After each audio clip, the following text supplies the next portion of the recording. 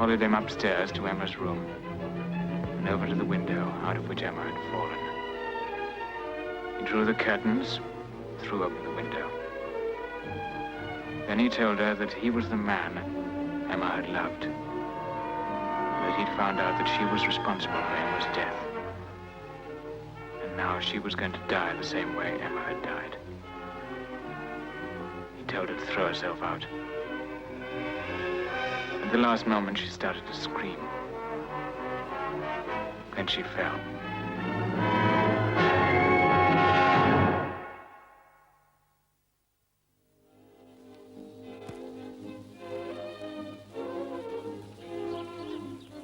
Britain's #1 film favourite comes back after a hard day in the studios to his lovely home at Sarrett in Hertfordshire. In the 10 years since he got his first part, he's risen to be a big box office attraction. And the odd thing is that he gained his popularity mainly by playing villains. His wife is Pamela Collino, the novelist, and his name is, of course, James Mason. This picture of happy domesticity was not the James Mason the fans paid to see. For them, he was a new kind of screen hero, mean, sadistic, cruel, but undeniably sexy. It was 1945, and throughout the war, his popularity had grown, despite the fact that he was a conscientious objector.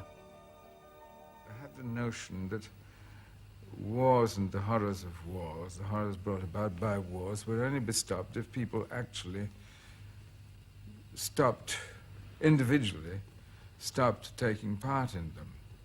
I mean, it's very difficult in wartime to take a political part because then you seem to be conspiring with the enemy. So you must do it on an individual basis and take the consequences. Well, as it happens, the consequences for me were not bad because after I'd done this, and I'd been through a couple of tribunals, and then I found, to my surprise, that having been over the age of 30, when I signed on, I could keep putting in for deferments so long as I was employed. You murdered Clarissa. You locked the door, you damped the fire, you pulled the covers... How can you say that? How can anyone say that? I was alone here. There's not a soul... You were not alone.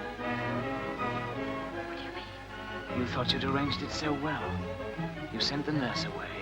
You turned Toby from the door, and there she lay, your friend at your mercy. But you were not alone. What was it that made your performance in The Man in Grey so memorable, do you think? It was a memorable picture. It was one of those automatically popular parts. It was a romantic character in all the glamour of a Regency setting, you know. Did you like the part? No, but I saw that it was going to be a successful film, and so it was a good thing to be associated with. Why do you suppose he ran away? He knew what you were. Evil. It isn't true, Ron. I swear it isn't. This is one time you will tell me the truth. You murdered her, didn't you? Didn't you? Yes. Yes, yes! She stood between us and our happiness. I did it for you. I did it. You killed my wife. She was nothing to you. She never loved you. I love you. Rowan! Rowan, live! You killed a Rowan. Who dishonors us dies. You're not going to inform against me. You're not going to let them hang me. I'll not leave that heritage to my son. But you're not going to escape.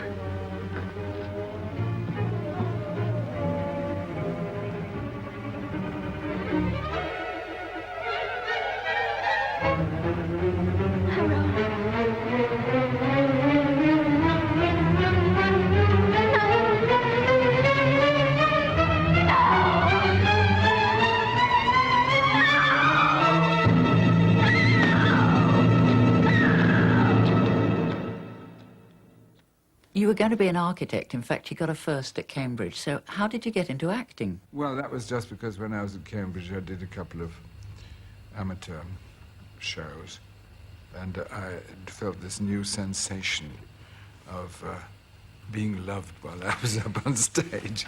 I thought, oh, I'll exploit that. And he did, on stage at the Old Vic playing Shakespeare with Charles Laughton and Flora Robson, and in those early nerve-wracking days of live television at Alexandra Palace in plays by Priestley and Molière.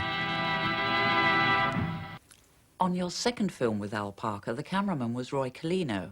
Now, he too had quite an effect on your life, didn't he? Yes, that's quite true. Because Al Parker, who was directing this film also, he had a habit of going on shooting forever. And one night, this Collino had reported to his home, and his wife, Pamela Collino, had come up to the studio in high dudgeon with a view to wrenching Roy Collino away and trying to stop this nonsense of Al Parker's. That was my meeting with my first wife, because after a few years, I'm afraid that I induced her to switch from Roy to myself. Your subsequent partnership with Pamela and Roy led to several projects in which you were writer, director and producer. Yes, that's true.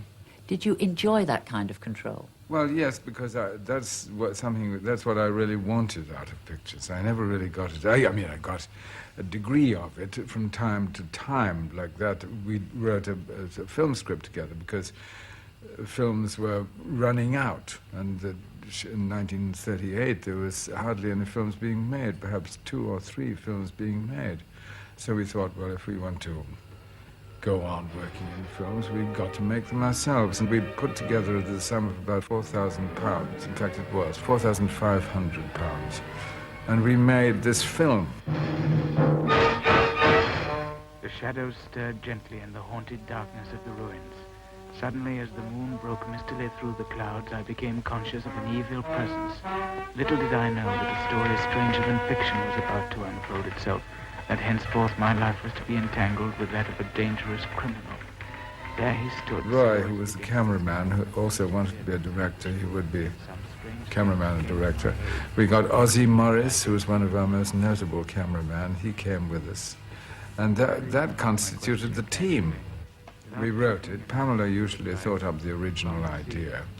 A very, very simplistic notion it would be. And then I would develop it. And then Roy Collino would develop it even further by putting it into, you know, those close-up, long shot, pan shot, and all that stuff you get in a proper technical script. Caught death. Stop it! To open the door of a quiet house and find it inhabited by the devil himself. Although this Mason-Collino co-production met with critical approval, it was left to films like Man in Grey and The Seventh Veil to bring him box office success. And when The Seventh Veil crossed the Atlantic, it made international stars of both James Mason and Anne Todd. Do you remember the day you first met James Mason? I certainly do. It was electric. Because he had that wonderfully exciting personality about him. And I came on the set and I was very, very nervous. And then the director said, now come along, let's start. I tell you now, but you are the one beautiful thing that's been in my life. I can't live without you. You must know that. I can't. James walked behind me when I was at the I piano, won't give you know, you and he up hit to me it. with stuff. He was walking up and down that long speech saying, if you won't play for me, you won't play for anybody else, and then down with the stick. And I really am telling you the truth. Within about 5 or 6 seconds, an unexploded bomb went off in the river. We were doing it at Riverside Studios. And the director called out, everybody on the floor. And the stuff came off the ceiling, you know, down. We all went down. And then the director said, now, darling, get up and we'll go straight on. Which was quite wise to keep us all from not going into a dithering mass of nerves. And try and keep your hands on the piano as long as possible. This happened before once, you remember? Came away with me then. You weren't sorry, were you? Didn't really love that boy, and you don't love Leighton. I'll tell you why. You belong to me. We must always be together. You know that, don't you? Promise you'll stay with me always. Promise. Well, if that's the way you want it, very well. If you won't play for me, you shan't play for anyone else ever again.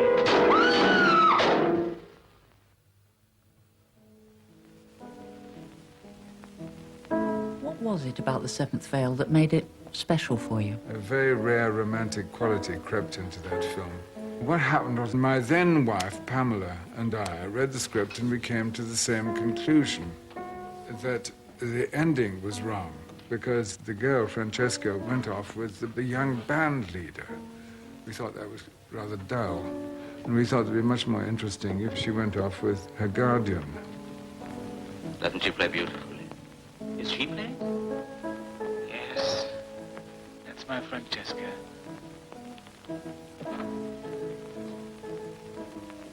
Can I go up now? Would be a pity to interrupt her. Doesn't she want me with her? Perhaps. What do you mean, perhaps? Forgive me, gentlemen. I'm afraid I should have explained to you at once, but the music has put it out of my head. Yes, I think I can promise you a complete cure. But you have to prepare yourself for a new Francesca. A new and a very different person. In what way? You see, the past is over for her now, quite over. Her mind is clear and the clouds have been swept away.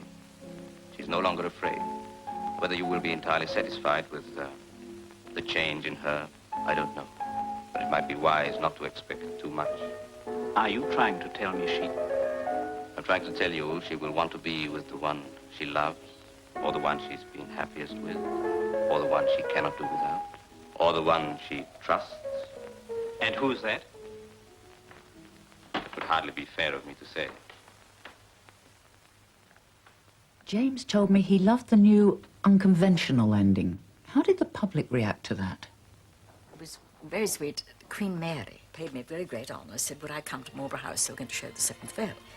And James wasn't in England, so up I went, and she was sitting up very straight.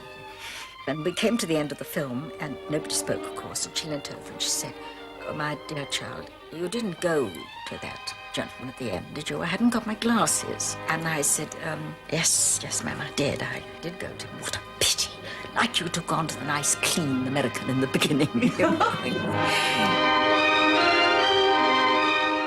the public still identify you with that Oh, part? the whole Do they time. recognise you from that? Yes, and only a few weeks ago, when I was in this taxi, you see, I got out and the man said, oh, you, I said, and Todd, and the name of the film, and I had to give the cues all the time, Seventh Veil, and that ugly man you played with. And I said, are you talking about James Mason? Yes, he said, if that man ever got into my cab, I'd hit him back.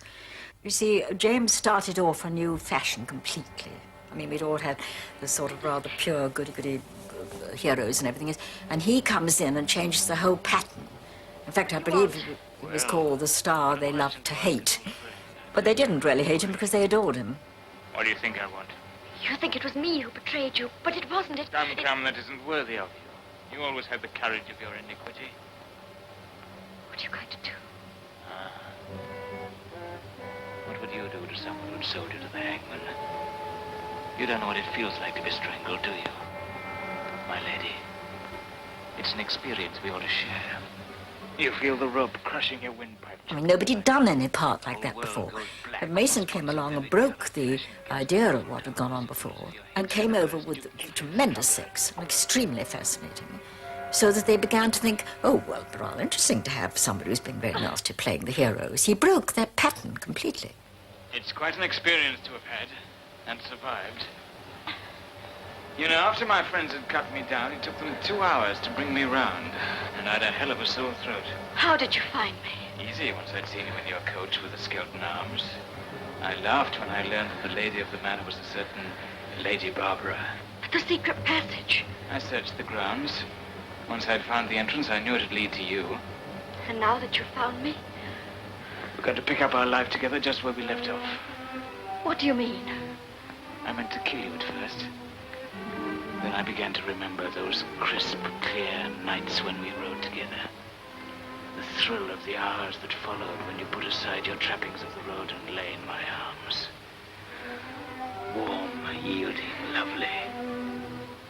I knew then that it wasn't vengeance that I wanted. It was you. No! No! Have I suddenly become so distasteful? Things are different now. I'm in love, deeply, sincerely in love. My caresses would be repulsive. I've told you I'm in love. It'll be a new experience to take you against your will. You wouldn't. You underrate me. I'll call for help. Give yourself away. No, Barbara. You're as much in my power as if we were on a desert island. No! No, please, please! This must be what they mean when they say revenge is sweet.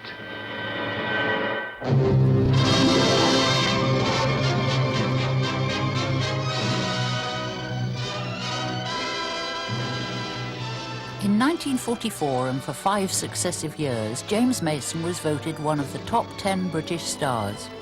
Despite box office success, he was making himself somewhat unpopular with the British film industry by writing a series of articles for the fan magazines, with titles like Why I Beat My Wife and I Hate Producers. Not that it bothered the readers of the Daily Mail, who, in June 1946, chose him as Britain's most popular actor. This is neither the time nor the place to start saying all the wrong things, so I'll content myself with just thanking all those readers of the Daily Mail who were responsible for this particular outcome. You can see that this isn't a thing to carry off lightly. You must have known that these articles that you were writing would upset certain people in the film industry. What were you doing? What was I doing? I was profiting by my position in order to become a literary figure in a small, mini scale. And I wrote this article about glamour, and it was terribly simple and boring, because I made a very dull and obvious point that glamour seems to fade out the closer you get to its source. So I said, I see precious little glamour in British films. And I went on to say, because I know exactly what's happened in the making of every foot of that piece of celluloid. And it was kicked around by members of the Screenwriters Guild, of all people.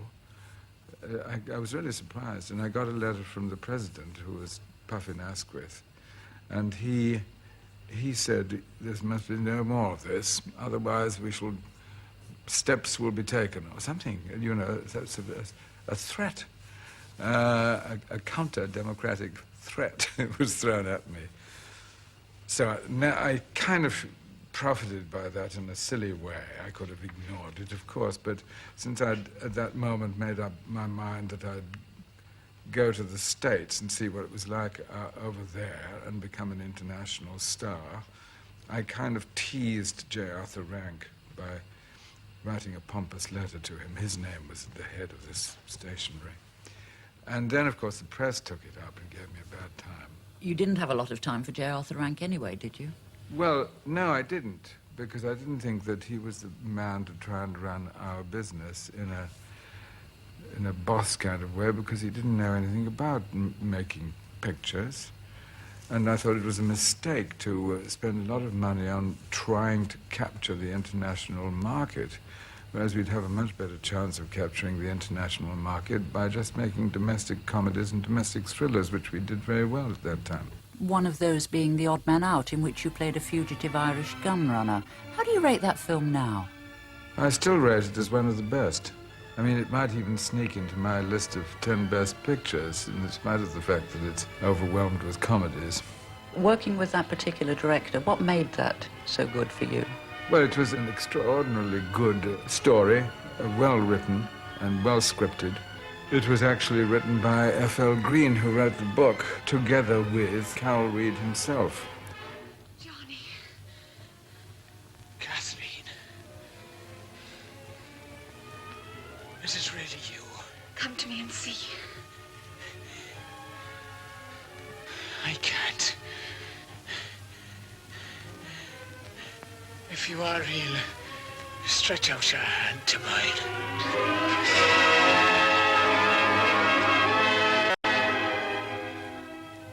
What do you want with me? Go back to life and peace. I'll stay with you, my love.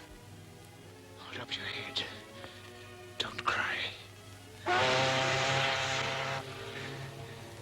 That's our chance. Will you take it with me? Is it far? Keep hold of my hand. Most of the characters were Irish, including the part that I played myself. So they brought over a lot of Abbey Theatre actors who'd never been on film before. They were absolutely wonderful. But we'll get an ad. They brought a new realism to this film, such as we were not used to in England. What else was it about this film that made it exceptional? Well, it was such a beautifully made film.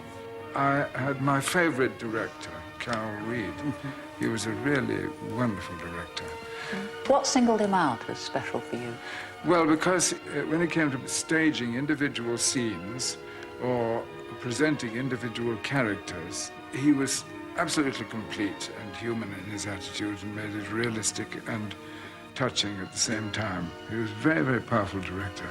This one happened to be very, very good in all departments. Excellent cast. And good cameraman, Bob Krasker. One of those rare occasions when everything comes together. Yes, I mean, it doesn't yes. happen very often. No. Kathleen, where are you? It's all right, Johnny. I'm here. Is it far? It's a long way, Johnny. But I'm coming with you. We're going away together.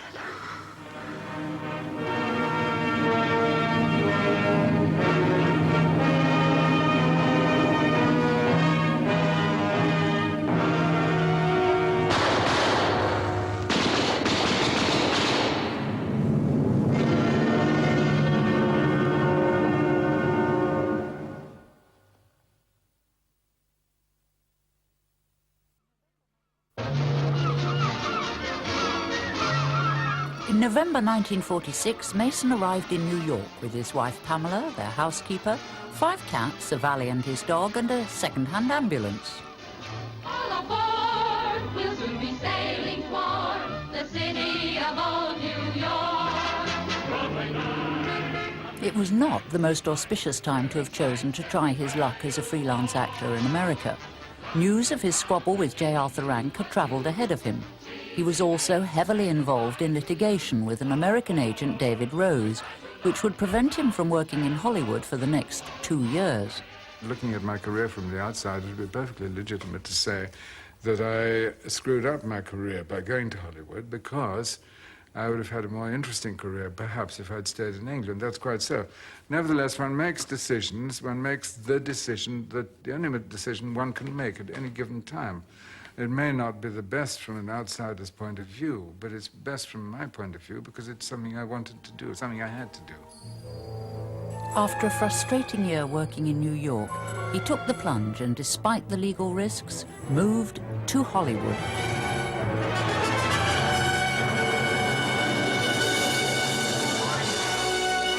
I wanted to be an international star because I thought that being an international star would give me the power to produce my own films rather than being obliged to do what studios told me to do. It didn't work out that way because I didn't really play it according to the rule book. For instance, the normal thing to do at that time was to sign up with a big studio for a long-term contract.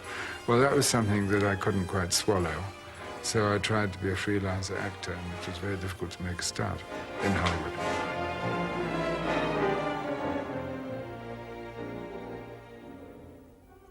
In 1948, the litigation settled, Mason was now free, only to find that he had virtually cut himself off from the major Hollywood studios by insisting on remaining freelance. He turned to smaller, independent producers, taking whatever they could offer. Throughout this period, he tried hard to escape his villainous screen image by playing losers, weaklings, and nice guys. The result, a series of uninspired, mediocre films.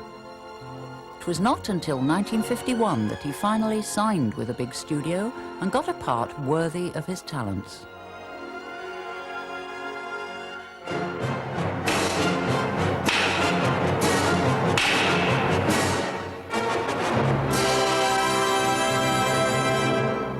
There was a considerable objection to the making of the film from the various veterans associations, both in Britain and in the United States. Why can't you make a film about General Patton or about General Montgomery or something like that, you see? And so the studio took advantage of this in order to launch a sort of repeat, in a way, as to say, a film about the desert rats. You've just seen the reconstituted version of A Star is Born. What did you think of it? It's so much better than it was originally. I always watched the film when it came on telly, whether it was dubbed into French or whether it Bring a was tear to your eye. Yes, there are certain moments still when I watch it that there's like a terrible pang, and I feel it here. Which particular scene? The Oscar? Oscar scene when I slap her in the face. Somebody. And other little moments, even down to and including when Jack Carson in the final scene says, I can't say it because it brings a tear to my eye. It's terrible. Would you put it among your top 10 films? My films? Yes. Oh, God, yes. My first one that I decided was only for the garbage pail was one that I made with Lucy Ball, whom I adore, called Forever Darling, I think it was called. Mm-hmm. That was terrible. And then the one that I did from my former wife's book called The Lady Possessed, disaster. And the last one that was really unspeakable was one that I did for a man that I was very fond of, called Romain Gary. And he had written a number of books which had been turned into films, and he was so disgusted with the work of the directors that he wanted to direct himself. He made, I think, all of 2 films. The first was rather arty, not very good. And the second one, he was trying to be commercial on the subject of drug trafficking. And he wrote rather a weird script, and I thought, well, he's got to be a real magician to make this work. But he wasn't a magician in that direction, and it was awful. Have you ever made a film just for the money? Not just. No. No, because I would have to find some virtue in the thing. Broadway at dusk. And as the lights go on, the News of the Day camera records the welcome for Lolita, the film the whole town's talking about. Introducing Sue Lyon in the title role and starring James Mason, Shelley Winters, and Peter Sellers, the MGM 7 Arts release has a dual opening in the big town. There is acclaim in the film world for Stanley Kubrick, director of Lolita, arriving with Mrs. Kubrick.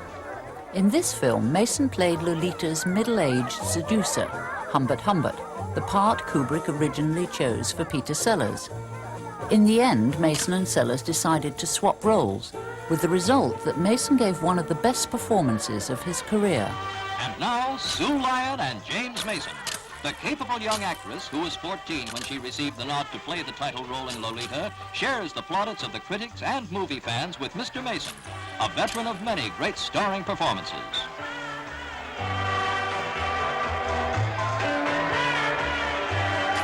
Broadway welcomes another hit for the big theater screen. Were you disappointed by the critics' reaction to Lolita? No, not really, because I wasn't sure whether it would get good critical reaction or not. It was brushed aside in America very much, and it was brushed aside in France quite a lot, too. In England, they were quite nice to it. Do you remember? Yes, indeed. They were. Yes. Quite nice. And but at the time, it didn't receive the critical acclaim that it has since, as with so many of your films.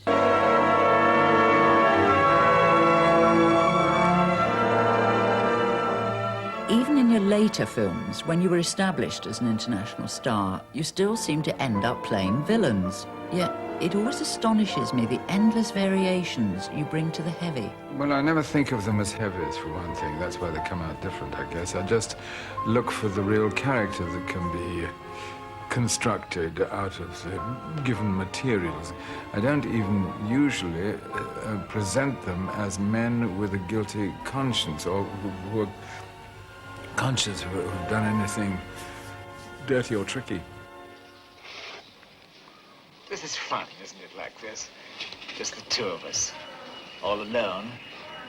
You're an intelligent woman. Why don't we make a habit of this, eh? What do you think? I'd have to ask my husband. Yes, of course, we're married, aren't we? Yes. That reminds me of what I wanted to talk to you about. I'll tell you what it is. It's nothing much. It's just that A letter has come into my hands. I won't bother to tell you how. But anyhow, I've got this letter on me, you see. I mean, I've got it on me now in my pocket, you see. Can I read you some of it? Why? It's from my wife. Jake, baby. How are you, honey lamb? Are you still managing without me? Poor darling. Don't let your eyes stray to those luscious bits hanging around the set. They're no good when it comes to it, as well you know. I'm saving myself for you, like you told me, although it's pretty difficult, you understand. I'm only waiting to soothe you, honey love. How brave, courageous, and tough you are to face it all alone. I've been checking up. He rang her this morning, did you know that? When they were at the studio, he sent her flowers every day. Did you know that? He's crazy about her, Ducky. He's mad about her. He can't keep off it. Before Beth, there was that other one he had. What was her name? Well, it doesn't matter. Till she got fed up with him. He's not much good in bed, I understand. Let go. You had an abortion, didn't you? Shall I tell you why? Because Beth's a good girl at heart. She would have left him. He made you have it so that he could keep Beth. And she told me, for God's sake, she's a lovely girl. She's gonna starve for me. She's gonna starve. I wouldn't even touch her with a barge pole, even if she came crawling to me. I want to go. If he ever rings her again or sees her, I'll fry him, you understand? I'll boil him. You tell him that. No. You'd better. He's not a grown man, your husband. He's a puking boy. He can't even lay a girl without the whole world knowing it. Beth says he makes her sick with his slop. I made her swear on the baby's head that she was telling the truth. I brought the baby in and made her swear on his head. If ever I hear his stinking voice, I'll pull it out of his throat. You tell him to keep off. Well off. You tell him yourself. Now, in that film, you played a particularly villainous character. What as an actor did you see in him? I see an interesting character as somebody who is a human person, such as one meets. I don't know whether you're a villain, for instance. I'd have to have more evidence to know whether you're heavy or not. But if you read a script of me, you would know. Are you saying that you are inclined to pick the part rather than the play or the film? No, I'm inclined to pick the film rather than the part. And that I play the part whenever it's well written, it's sufficiently well written that I recognize a piece of human documentation that this is a real person that's being written about. Earlier this year, James Mason was working on 2 films, one in Switzerland and one in England, Dr. Fisher of Geneva and The Shooting Party here at Nebworth, where he stepped in at short notice to play the part of Sir Randolph Nettleby. Okay? Yes, they're okay. You're okay? Okay, yes. Okay. Check. And turn over. 346, take the 3A camera. No more. Action! Is there anything that you would still like to do that you haven't yet done?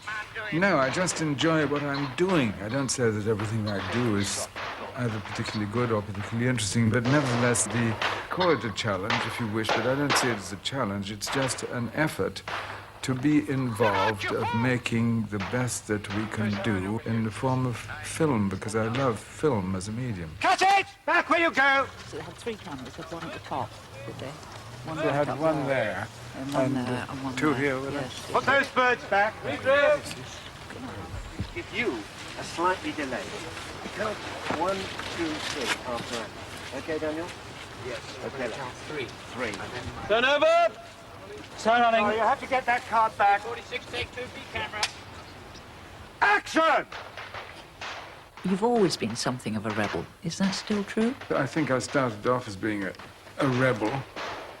I'm not a rebel now, because a rebel is somebody who wants an abrupt and violent change. Now, I'm a rebel only insofar as I don't do the ordinary film things that... I'm not conventional. I'm a little unconventional, that's all. But I'm unconventional rather than a rebel, I would say. We're about to join the rest of our party for an ill-earned luncheon. Tell me, are you from these parts? I don't think I've ever met you before. My own work.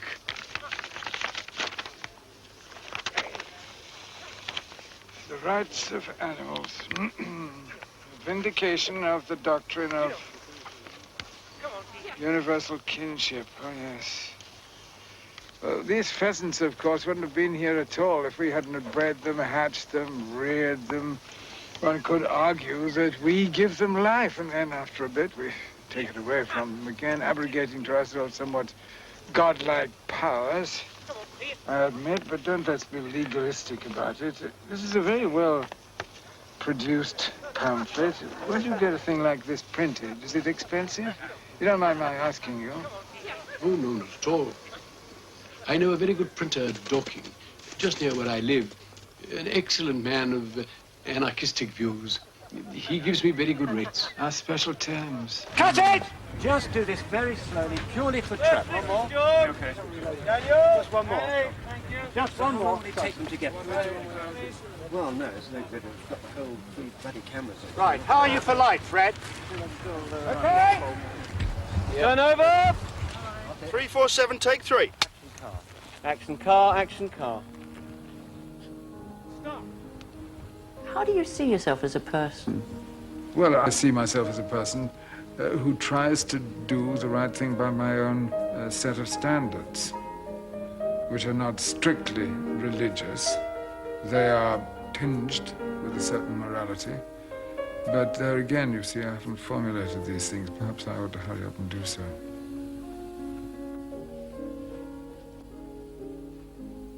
James Mason made more than 130 films in a career that spanned 50 years. This was to be his last. On the 27th of July, at the age of 75, he died following a heart attack.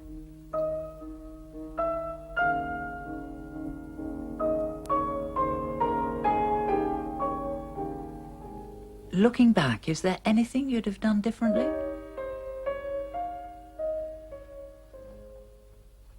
Not much. You're not a person for regrets? No, I wouldn't say so.